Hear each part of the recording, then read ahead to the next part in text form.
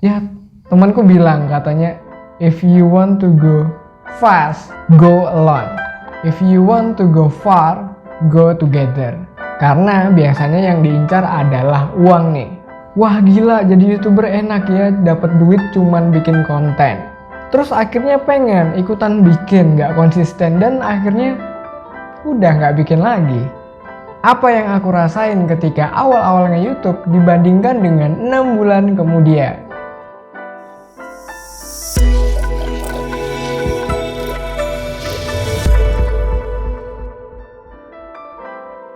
Halo teman kreatif, kembali lagi di All New dengan saya Hilmi pada program Akhir Pekan Kreatif. Kali ini saya mau sharing-sharing nih tentang pengalaman saya ketika baru awal-awal nge-YouTube versus 6 bulan setelah nge-YouTube. Nah, kira-kira apa aja ya impact yang saya rasain selama nge-YouTube dari bulan pertama sampai 6 bulan kemudian. Dan mungkin video ini bisa meredakan rasa gundah gulana kalian yang baru terjun di YouTube. Nah, kira-kira apa aja ya yang menjadi kendala selama saya nge-YouTube dan kira-kira apa aja nih impactnya buat saya? Daripada penasaran, nggak perlu berlama-lama lagi, langsung aja kita bahas.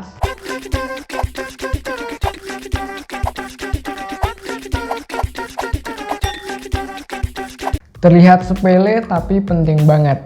Yang aku rasain adalah cara berkomunikasinya ya. Dulu waktu awal-awal bikin video, ketika ngomong itu rasanya kelihatan kayak kaku, terus ya kayak nggak bisa ngomong dan terlalu terpaku banget sama skrip. Beda dibandingkan setelah 6 bulan nge-YouTube.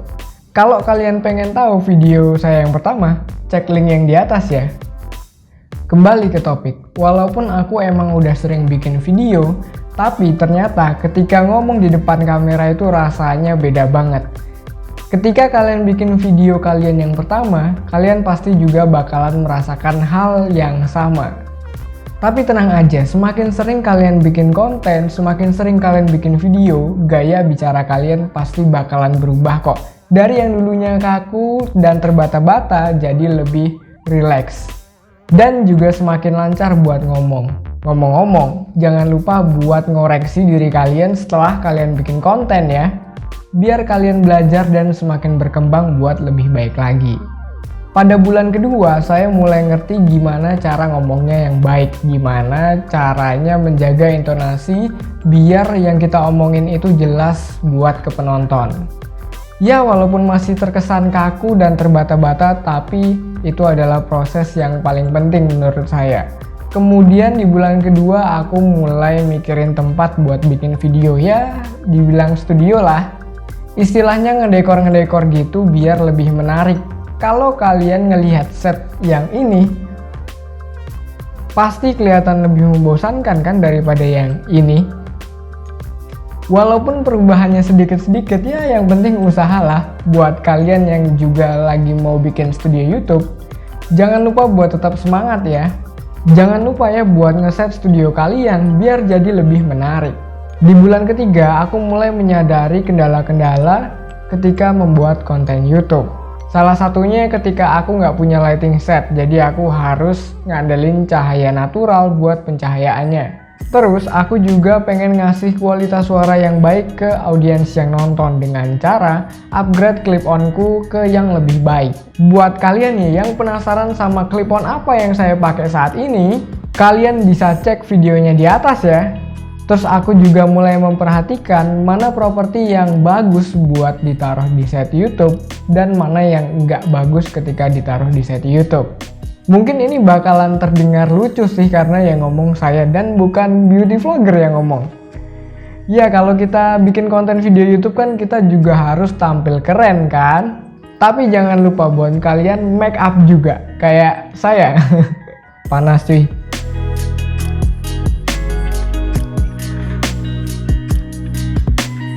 Tapi kan cowok, ya mungkin dari beberapa kalian pasti ada yang mikir kayak gitu. Ya menurut saya minimal pakai bedak lah buat ngilangin keringat atau biar nggak meling-meling wajahnya ketika di kamera. Ntar kan glowing. Terus nih, kalau kalian bibirnya agak gelap kayak aku, ya pakai lipstick dong. Ya menurutku nggak apa-apa sih, asal tipis-tipis aja dan nggak keterusan buat pakai terus. Di bulan keempat aku mulai mikirin karakteristik. Gimana sih caranya buat dapetin karakteristik sehingga beda dari yang lainnya. Kalau kita ngelihat youtuber senior misalnya kayak David Gadgetin, kita pasti udah ngerti kan sama karakternya gimana, cara pembawaannya gimana, dengan cara dia ngomong, "Halo David di sini." Atau ketika kalian ngelihat Atta Halilintar ketika dia ngomong Asia, kalian pasti bakalan ngerti kan karakteristiknya masing-masing.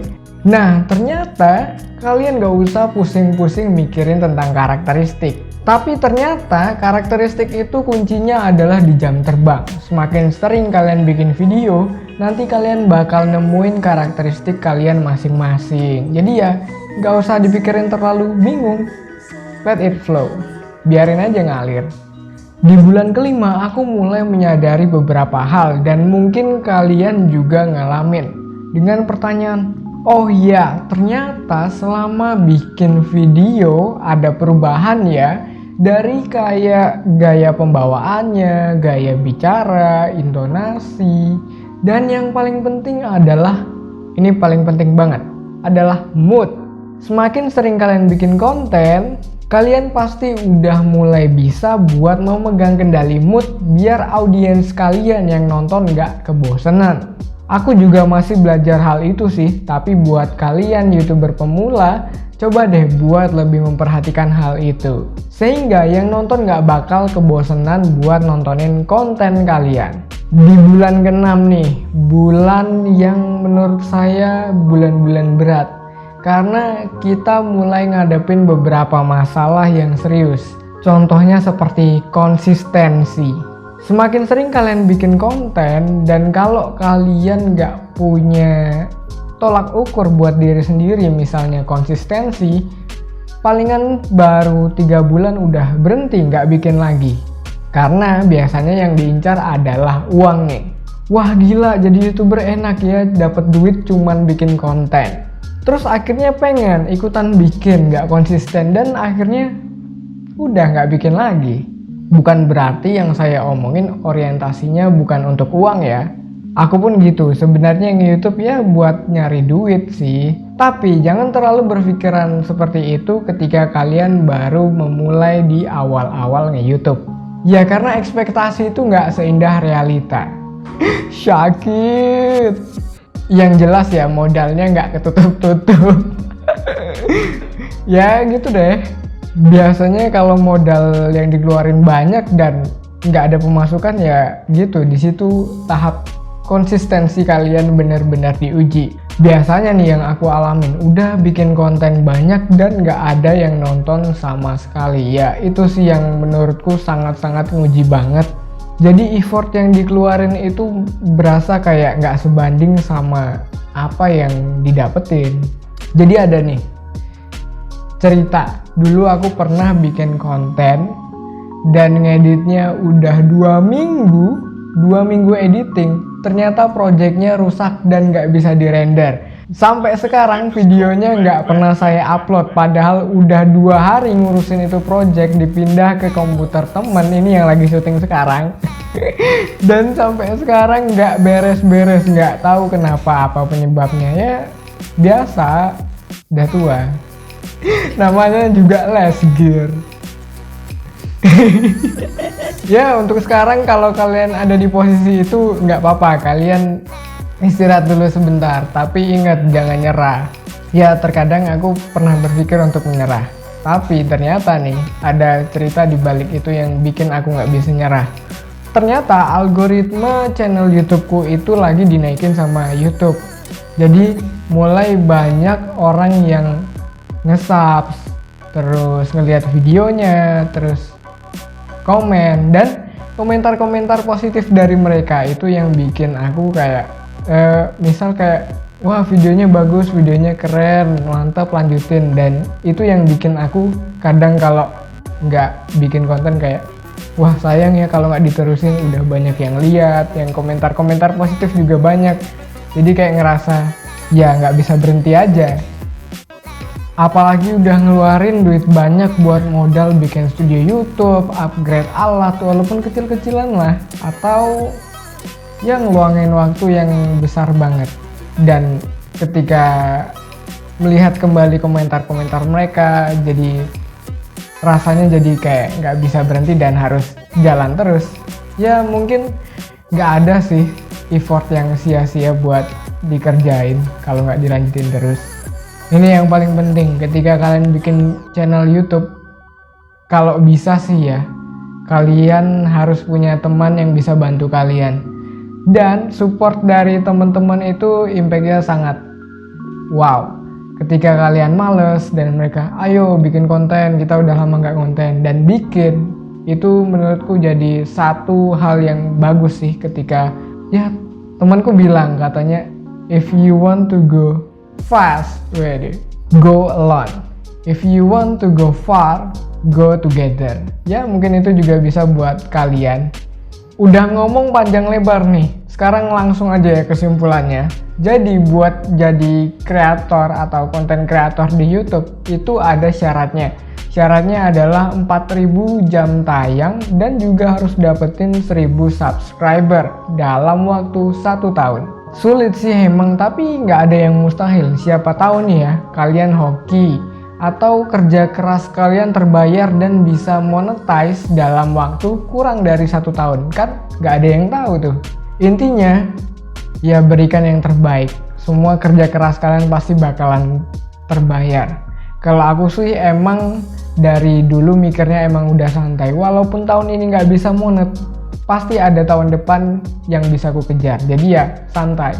Yang penting itu nggak berhenti dan nyerah gitu aja. Yang penting tetap konsisten walaupun kalian uploadnya jarang-jarang.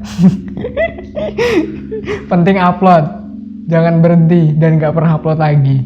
Ini juga sering jadi pembicaraan sama teman-teman juga sih. Tenang aja, usaha kalian gak bakal sia-sia kok. Bakalan ada masanya ketika salah satu video kalian bakalan pecah telur. Dan dari video itu bakalan banyak yang nonton juga dari video yang pecah telur itu. Pasti bakalan ada masanya. Aku juga pernah ngobrol sama teman-teman. Pertanyaannya sepele, kapan ya kita pecah telur? Tapi aku punya pertanyaan yang lain. Kira-kira kalau besok pecah telur, aku kayak gimana ya? Maksudnya bukan pecah telur yang itu ya. Jadi pecah telur itu ketika salah satu video kalian banyak yang nonton dan itu menjadi titik balik dari video awal-awal kalian yang sebelumnya nggak pernah ada yang nonton. Dan ketika ada di posisi itu, pastinya kalian bakal ngerasa seneng banget. Ya kalian juga perlu kok mikirin hal-hal yang seperti itu biar kalian tambah semangat. Ya banyaklah perjuangannya. Dari yang awalnya tripod ini saya harus nabung beberapa bulan buat dapetin ini tripod nih. Lihat nih, tripod perjuangan sampai ada solasinya nih. Tapi berkat tripod ini saya jadi bisa belajar banyak hal sih, walaupun bentuknya udah nggak layak pakai. Sampai akhirnya aku bisa beli tripod ini.